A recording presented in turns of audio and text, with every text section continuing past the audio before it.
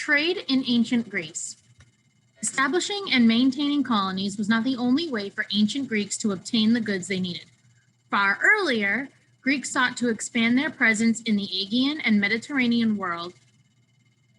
They traded amongst themselves and with other civilizations. The most important resources that the Greeks could not grow effectively was wheat and grain.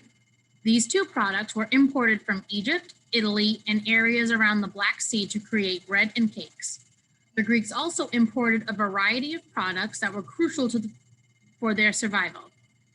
Timber was needed to build ships and homes, and metals were needed to create household items and weapons. Slaves were also heavily imported to work in mines and tend to the farms.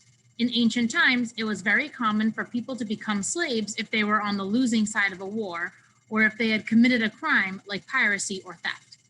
Treatment of slaves varied widely. Some city-states allowed slaves full citizenship rights. Others offered slaves fair trials, and many, such as Athens, believed that slaves were the full property of their masters and could be treated however they wanted.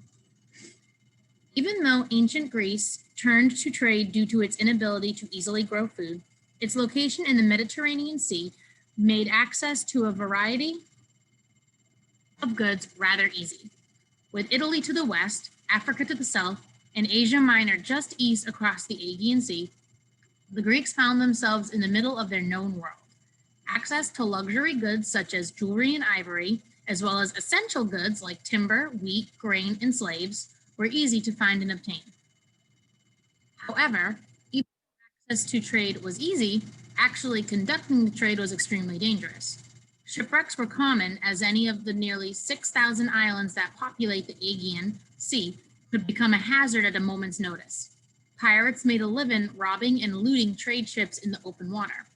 The magnetic compass would not be invented for another 1,000 years, so sailors often got lost when trying to find their destination. Some sailors would sail at night and try to use the stars as guidance. However, that made any of those 6,000 islands even more dangerous. Even with these dangers, it seems that trade and colonization increased rapidly as populations grew and needed access to more products. Researchers have spent years examining recovered ships that had wrecked in the Aegean and Mediterranean seas. They discovered only 2 ships that dated back to the 8th century BCE and 46 from the 4th century BCE.